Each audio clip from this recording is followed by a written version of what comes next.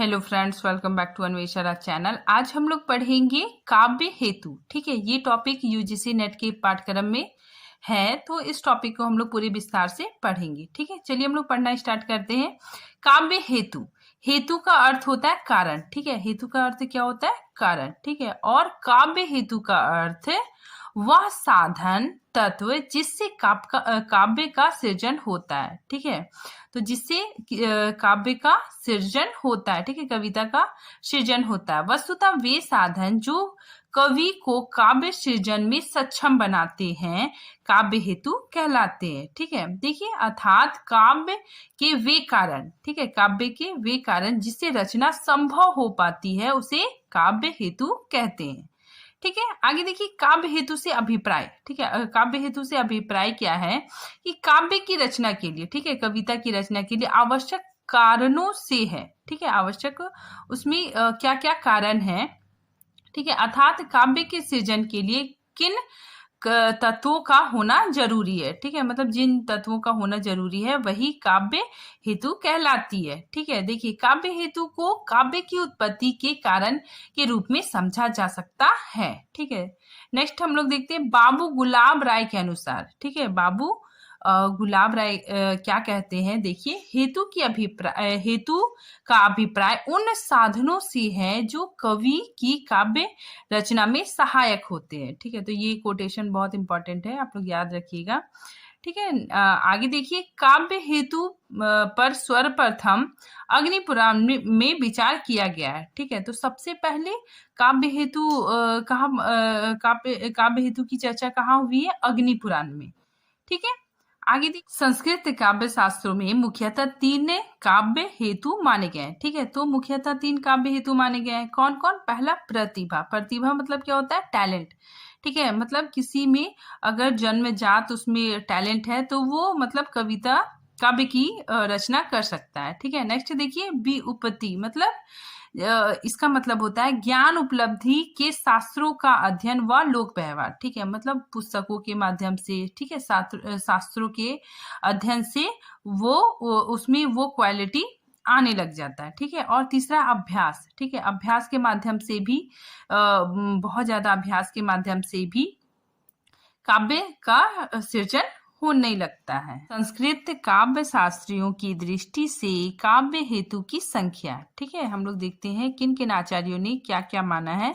सबसे पहले भामा। ठीक है, भामा ने प्रतिभा को माना है। ठीक है, इन्होंने प्रतिभा को एकमात्र काव्य हेतु माना है। ठीक है, मतलब ये प्रतिभा को ही मेन मानते हैं। ठीक है, नेक्स्ट देखिए, दंडी ने तीनों को माना है। ठीक है, प्रतिभा, शास्त्र ज्ञान, ठीक है, शास्त्र ज्ञान और अभ्यास। ठीक है, शास्त्र ज्ञान मतलब क्या हो गया? विपत्ति, मतलब जैसे शास्त्रों का ज्ञान, मतलब शास्त्रों का ज्ञान भी होना आवश्यक है, तो इन्होंने तीनों को माना है।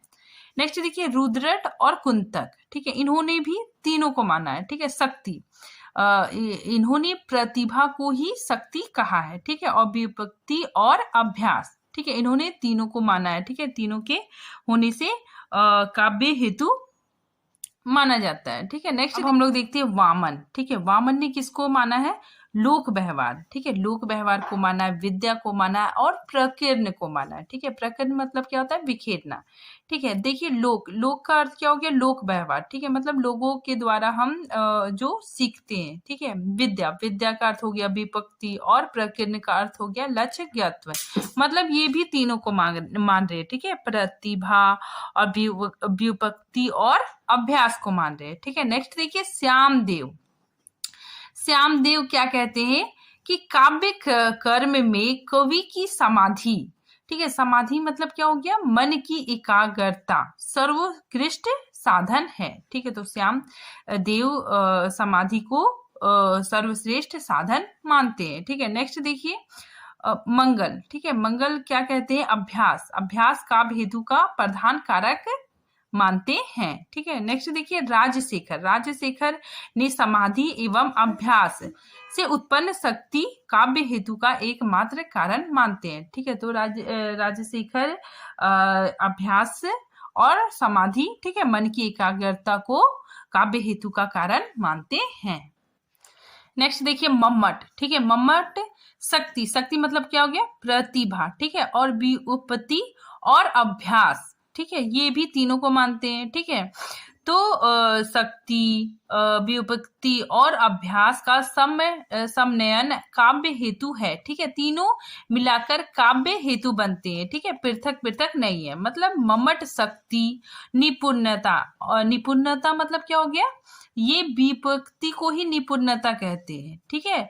तो शक्ति, निपुणता और अभ्यास को मानते हैं, ठीक है। नेक्स्ट देखिए, वाग्भट, वाग्भट क्या मानते हैं कि प्रतिभा काव्य का कारण है, ठीक है, प्रतिभा काव्य का कारण है, व्युत्पत्ति विभूषण है और अभ्यास उसके सर्जन को बढ़ाने वाला होता है, ठीक है। तो ये भी तीनों को मानते हैं। नेक्स्ट देखिए, हेमचंद्र, हेमचंद्र क्या कहते हैं? प्रतिभा काव्य का हेतु है, ठीक है, और व्युत्पत्ति और अभ्यास प्रतिभा के संस्कार है, ठीक है। तो मतलब ये मुख्य किसको मानते हैं? प्रतिभा को ही मानते हैं, ठीक है, और व्युत्पत्ति और अभ्यास को प्रतिभा के संस्कारक मानते हैं, ठीक है, मतलब उसका सहयोगी मानते हैं, ठीक है। नेक्स्ट देखिए, जयदेव, जयदेव क्या कहते हैं कि ये भी मूल किसको मानते हैं? ज्यादा इंपॉर्टेंस किसको देते हैं? प्रतिभा को ही देते हैं, ठीक है, और व्युत्पत्ति और अभ्यास इसके सहायक हैं, ठीक है। नेक्स्ट देखिए, जगन्नाथ, ठीक है, जगन्नाथ जी ने, इन्होंने भी केवल प्रतिभा को माना है, ठीक है ना। ये मतलब सबसे थोड़ा हट के अलग मत देते हैं, ठीक है। ये कहते हैं कि काव्य का कारण केवल कवि में रहने वाली प्रतिभा है, ठीक है, मतलब ये मानते हैं कि काव्य का जो कारण है वो मतलब किसी कोई भी कवि में रहने वाली उसकी प्रतिभा, उसका टैलेंट है, ठीक है। एक प्रकार से व्युत्पत्ति और अभ्यास प्रतिभा के कारण है, ठीक है, मतलब ये बता रहे कि व्युत्पत्ति और अभ्यास प्रतिभा के हेतु है, ठीक है, मतलब प्रतिभा के कारण है। यहाँ पे आप लोग थोड़ा समझिए, प्रतिभा मतलब क्या हो गया कि किसी के अंदर टैलेंट है, ठीक है, मतलब कोई कवि है, उसके अंदर बचपन से कविता लिखने का मतलब नेचुरली उसके पास टैलेंट है, ठीक है, तो ये प्रतिभा हो गया। और व्युत्पत्ति मतलब क्या हो गया कि अगर किसी को मतलब उसके अंदर प्रतिभा नहीं है लेकिन फिर भी वो मतलब शास्त्रों के मतलब बुक के माध्यम से, ठीक है, शास्त्रों के माध्यम से बहुत ज्यादा नॉलेज मतलब नॉलेज गेन कर लेता है, ठीक है, मतलब बहुत ज्यादा नॉलेज वो मतलब एकत्र कर लेता है, ठीक है। उसके बाद फिर वो बहुत ज्यादा अभ्यास करता है, ठीक है, और अभ्यास करने के बाद छोटी मोटी कविताएं लिखता है, तो इस तरह करते हुए वो बहुत ही अच्छा कवि बन जाता है, ठीक है। तो आप लोग ये तीनों चीज को अच्छी तरह से समझ गए होंगे, ठीक है। अब देखिए, भारतीय काव्य शास्त्र के आचार्यों के अनुसार काव्य हेतु, ठीक है, इन्होंने क्या क्या मत दिए हैं। देखिए, सबसे पहले आचार्य भामा के मत, ठीक है, सबसे पहले आचार्य भामा के मत देखते हैं। आचार्य भामा ने अपने ग्रंथ काव्य अलंकार में स्वीकार किया है कि गुरु के उपदेश से जड़ बुद्धि भी शास्त्र अध्ययन करने में योग्य प्राप्त कर लेता है, ठीक है, मतलब जड़ बुद्धि जिसमें मतलब ज्यादा बुद्धि नहीं हो, ठीक है, तो जड़ बुद्धि भी क्या करता है मतलब शास्त्रों के अध्ययन करने से उसके अंदर मतलब योग्यता प्राप्त कर सकता है, परंतु काव्य तो केवल प्रतिभाशाली व्यक्ति ही कर सकता है, ठीक है। तो काव्य की रचना जो प्रतिभाशाली व्यक्ति है वही कर सकता है, ठीक है। तो ये आचार्य भामा ने कहा है, ठीक है। इसका ये जो कोटेशन है ये एग्जाम में आता है, ठीक है, इसको आप लोग थोड़ा सा ध्यान से देख लीजिएगा। आगे देखिए, भामा प्रतिभा को काव्य का मुख्य हेतु स्वीकार करते हैं, ठीक है, क्योंकि प्रतिभा के बिना काव्य रचना संभव नहीं है, ठीक है। तो ये प्रतिभा को काफी ज्यादा इंपॉर्टेंस देते हैं और ये कहते हैं कि प्रतिभा के बिना, ठीक है, काव्य की रचना नहीं हो सकती। भामा प्रतिभा के अतिरिक्त व्युत्पत्ति एवं अभ्यास को भी महत्वपूर्ण मानते हैं। अब हम लोग देखते हैं आचार्य दंडी का मत, ठीक है, इन्होंने क्या कहा है। आचार्य दंडी ने प्रतिभा संबंधी विचार उनके प्रसिद्ध ग्रंथ काव्यदर्श में मिलते हैं, ठीक है, उन्होंने काव्यदर्श में अपने विचार दिए हैं, ठीक है। देखिए, आचार्य दंडी ने काव्य रचना के लिए तीनों काव्य हेतु, ठीक है, इन्होंने तीनों माना है, ठीक है, प्रतिभा भी होना चाहिए मतलब किसी के अंदर टैलेंट भी होना चाहिए, ठीक है, और व्युत्पत्ति मतलब उसे शास्त्रों का भी ज्ञान होना चाहिए, ठीक है, पुस्तकों का भी मतलब बहुत जगह से उसे मतलब विभिन्न तरह का बहुत तरह का ज्ञान भी होना चाहिए, ठीक है, शास्त्रों का ज्ञान होना चाहिए और अभ्यास भी उसको होना चाहिए, मतलब उसे अभ्यास भी करना चाहिए। ठीक है, तो ये तीनों को मानते हैं। ठीक है, उनकी दृष्टि में केवल प्रतिभा से ही काव्य सर्जन नहीं हो सकता। ठीक है, काव्य रचना के लिए प्रतिभा के साथ शास्त्र ज्ञान, ठीक है, शास्त्र ज्ञान, ठीक है, शास्त्र ज्ञान किसको बोला गया? व्युत्पत्ति को। ठीक है, तथा अभ्यास की आवश्यकता पर दंडी ने विशेष बल दिए हैं। ये कोटेशन देखिए, ये भी काफी इंपॉर्टेंट है। ठीक है, आचार्य दंडी द्वारा लिखा गया है, तो ये भी आप लोग ध्यान दीजिएगा। ठीक है, नैसर्गिक च प्रतिभा सुत च बहु निर्मलम।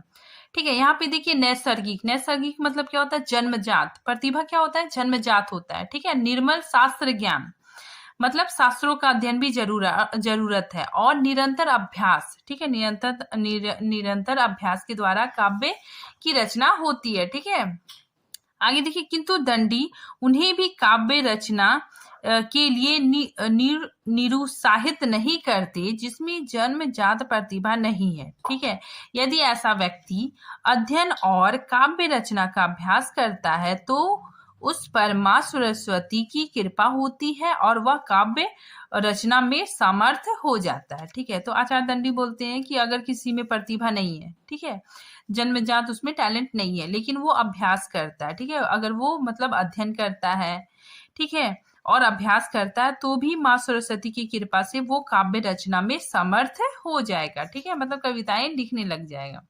आगे देखिए, अब देखिए आचार्य वामन। ठीक है, आचार्य वामन ने अपने ग्रंथ काव्य अलंकार सुत वृत्ति में प्रतिभा को जन्मजात गुण मानते हुए इसे प्रमुख काव्य हेतु स्वीकार करते हैं। ठीक है, तो आचार्य वामन प्रतिभा को जन्मजात गुण मानते हैं। ठीक है, ये कहते हैं कि कवित्व बीजम प्रतिभान कवित्स बीजम। ठीक है, मतलब अर्थात प्रतिभा कवित्व का बीज है। ठीक है, प्रतिभा कविता का क्या है? उसका बीज रूप में है।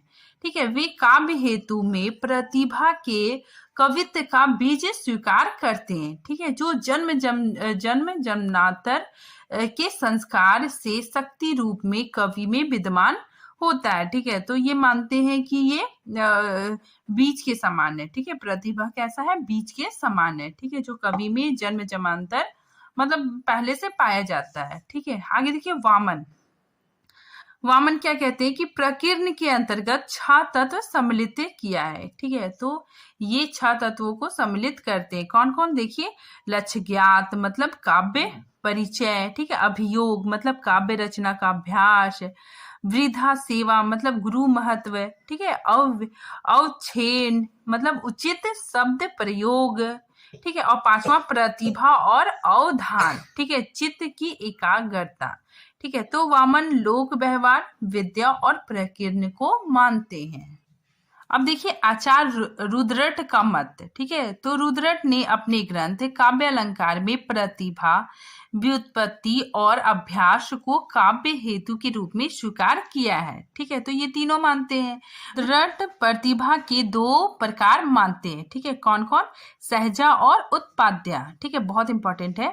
ठीक है, देखिए सहजा, सहजा क्या होता है? सहजा प्रतिभा कवि में जन्मजात होता है। ठीक है, तो सहजा प्रतिभा क्या होता है? कवि में जन्मजात होता है, यही काव्य निर्माण का मूल हेतु है। ठीक है, देखिए सहजा क्या होता है? जो सहज रूप से जन्म से उसके अंदर विद्यमान हो, ठीक है, वही सहजा प्रतिभा कहलाती है। नेक्स्ट देखिए उत्पाद्य। उत्पाद्य क्या होता है? अन्य साधनों से, ठीक है, अन्य साधनों से जैसे शास्त्र अध्ययन, ठीक है, अभ्यास, सत्संगत इत्यादि से जो ज्ञान प्राप्त होता है वही उत्पाद्य होता है। ठीक है, देखिए उत्पाद्य प्रतिभा लोक शास्त्र एवं अभ्यास से उत्पन्न होती है। ठीक है, अर्थात वेदों ग्रंथों को पढ़कर ही ये प्रतिभा हमारे अंदर उत्पन्न होती है। ठीक है, और यह सहजा प्रतिभा को संस्कारित करती है। ठीक है, तो उत्पाद्य यही होता है कि इसमें जो हम लोग बाहर से ज्ञान अर्जित करते हैं, ठीक है, जैसे कि शास्त्रों के द्वारा, ठीक है, किताबों से, वेदों को पढ़ के, ठीक है, तो ये क्या कहलाता है? उत्पाद्यता कहलाता है। अब देखिए आचार्य मम्मट का मत क्या है? देखिए मम्मट अपने ग्रंथ काव्य प्रकाश में काव्य के 3 हेतु मानते हैं। ठीक है, कौन कौन मानते हैं? शक्ति इन्होंने प्रतिभा को ही कहा है। ठीक है, निपुणता मतलब व्युत्पत्ति, ठीक है, और अभ्यास। ठीक है, तो ये तीनों को मानते हैं। आचार्य मम्मट प्रतिभा को शक्ति का नाम देते हैं। ठीक है, तो आप लोग याद रखिएगा कि जो आचार्य मम्मट है वो प्रतिभा को शक्ति का नाम देते हैं। ठीक है, और प्रतिभा को काव्य का बीज भी मानते हैं। ठीक है, देखिए मम्मट कहते हैं कि शक्ति कवित्व बीज रूप संस्कार विशेष है। ठीक है, अर्थात शक्ति का बीज रूप संस्कार है। ठीक है, जिसके अभाव में काव्य रचना संभव ही नहीं है। ठीक है, तो ये कहते हैं कि प्रतिभा के अभाव में काव्य रचना संभव नहीं है। ठीक है, जिसे अन्य आचार्य प्रतिभा कहते हैं उसी को मम्मट ने शक्ति कहा है। ठीक है, ये कोटेशन देखिए आचार्य मम्मट का है, ये काफी इंपॉर्टेंट है, कभी कभी एग्जाम में पूछ लिया जाता है, तो थोड़ा आप लोग थोड़ा सा ध्यान दीजिएगा इसमें। ठीक है, नेक्स्ट देखिए हेमचंद ने अपने ग्रंथ शब्दानुशासन में प्रतिभा को काव्य का हेतु माना है। ठीक है, देखिए इन्होंने भी प्रतिभा को काव्य का हेतु माना है। ये अपने ग्रंथ में लिखते हैं कि प्रतिभाश हेतु पर प्रतिभा नवेश मेष शालिनी। ठीक है, अर्थात प्रतिभा काव्य का हेतु है। ठीक है, और नवेश मेष शालिनी को प्रतिभा कहते हैं। ठीक है, नेक्स्ट देखिए राजशेखर। ठीक है, ये काफी इंपॉर्टेंट है। देखिए सुप्रसिद्ध काव्य शास्त्रीय ग्रंथ काव्य मीमांसा के रचयिता आचार्य राजशेखर ने काव्य हेतु की विवेचना करते हुए प्रतिभा और व्युत्पत्ति को प्रमुख काव्य हेतु स्वीकार किया है। ठीक है, देखिए इन दोनों के योग से कवि कर्म में श्रेष्ठता आती है। ठीक है, तो ये बोलते हैं कि प्रतिभा और व्युत्पत्ति के योग से कवि कर्म में श्रेष्ठता आती है। ठीक है, उन्होंने प्रतिभा और व्युत्पत्ति को केंद्र में रखकर कवि के दो प्रकार विकसित किए हैं। ठीक है, मतलब ये कवि को ही विभाजित कर देते हैं। ठीक है ना, कवि को ही कैटेगराइज करके बताते हैं, कैटेगराइज करते हैं। देखिए कौन कौन है, प्रतिभा संपन्न काव्य कवि और व्युत्पत्ति युक्त काव्य कवि।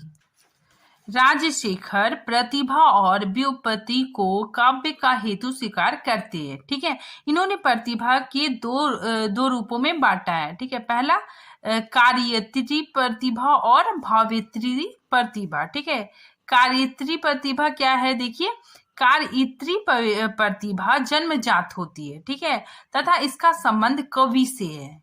ठीक है, नेक्स्ट देखिए भावइत्री प्रतिभा का संबंध सहृदय पाठक से है। ठीक है, तो देखिए कार्यइत्री प्रतिभा जन्मजात होती है। ठीक है, यह इसका संबंध कवि से होता है, और भावइत्री प्रतिभा क्या होता है, वो पाठक से संबंधित होता है। ठीक है, अब देखिए कार्यइत्रिक प्रतिभा को इन्होंने 3 भागों में बांटा है। ठीक है, पहला सहजा, दूसरा आहार्या और तीसरा अपर्देशिक। ठीक है, पहला देखिए सहजा प्रतिभा, ये क्या है कि जन्मजात व ईश्वर प्रदत्त होती है। ठीक है, नेक्स्ट देखिए आहार्य प्रतिभा, ये क्या होता है कि जब कोई व्यक्ति बहुत सारे शास्त्रों का ज्ञान का अध्ययन करता है, ठीक है, अभ्यास करता है, जो प्रतिभा उसमें अध्ययन या अभ्यास करने के बाद आती है। ठीक है, मतलब कोई भी इंसान है जो मतलब क्या करता है, बहुत ज्यादा अभ्यास करता है। ठीक है, बहुत ज्यादा अध्ययन करता है। ठीक है,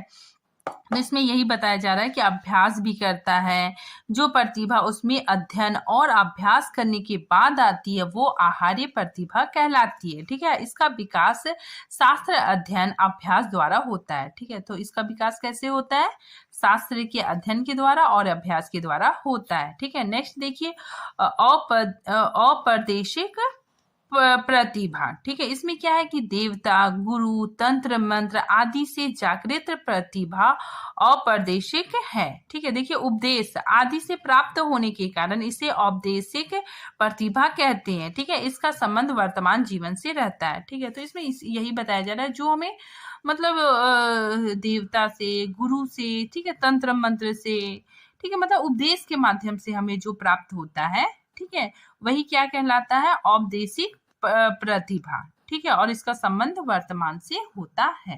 आगे देखिए पंडित राज जगन्नाथ। ठीक है, ये केवल प्रतिभा को ही मानते हैं। ठीक है, इन्होंने काव्य हेतु में केवल प्रतिभा को ही मान्यता दी है। ठीक है, ये देखिए सबसे अलग है, इन्होंने सिर्फ प्रतिभा को ही माना है। ठीक है, इसीलिए इन्हें प्रतिभावादी आचार्य भी कहा जाता है।